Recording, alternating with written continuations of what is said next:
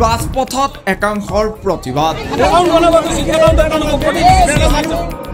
কিবা এটা হৈছে কিন্তু কি হৈছে প্ৰথমে এই দৃশ্যলৈ মন কৰক এয়া বঙাইগাঁও জিলাৰ লেংটিচিঙাৰ দৃশ্যাংশ ৰাজপথ অৱৰোধ কৰি একাংশ ৰাইজৰ প্ৰতিবাদ পিছে প্ৰকৃত কাহিনী শুনিলে আপুনিও আচৰিত হৈ পৰিব লেংটিচিঙা বজাৰস্থিত ভাৰতীয় ষ্টেট বেংকৰ CSPৰ স্বত্বাধিকাৰী আবু হানিছে গ্ৰাহকৰ প্ৰায় 2.5 কোটি জমাকৃত ধন লৈ পলায়ন কৰে আৰু তাৰ পিছতে ৰাইজৰ মাজত হাহাকাৰ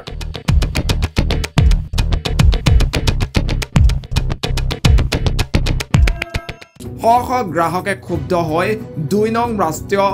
ঘাইপথ প্ৰায় 1 ঘণ্টা ধৰি অৱৰোধ কৰি দোষীক কৰায়ত্ব কৰাৰ দাবী জনায় দুটো বাচ্চা নিয়ে আমি কামলা বেশি পয়সা থুই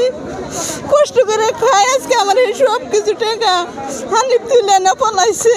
আমার 1 টাকাও নাই পূজা করতেছি CSP ছিল হানি করে CSP আজি কি করিল আজি আমি ব্যাংকত আইছি স্টেট ব্যাংকত আইছি আমাক পাত্তা নি দিয়ে সারে কই বলে যে আমি না জানো আর সময় লাগে তোমালোকে ধৈর্য ধরা সময় লাগে আমি আর কিমান সময়ছাম আজি কেইদিন হৈ গল আমার কোনো ব্যবস্থা নয় এই কারণে আজি আমি রাস্তা ব্লক করেছি যাতে রাইজে আমাক রাস্তা ব্লক করছে রাস্তাটা কোন ব্লক করছে এই যে ব্যাংকৰ এই যে সন্মুখৰ ৰাস্তাখিনি লেংটিচিঙা ষ্টেট বেংকৰ কিমান টকা লৈছিল আপোনাৰ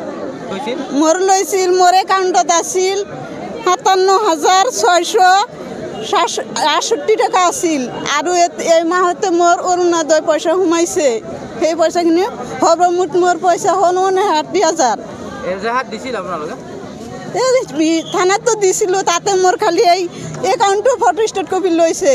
মোৰ কোনো লিখিত কোনো এক লোৱা নাই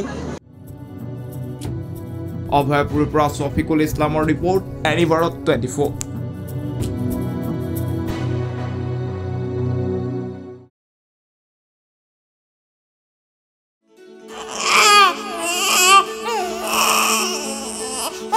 অভিনন্দন আপোনাৰ এজনী ছোৱালী জন্ম হৈছে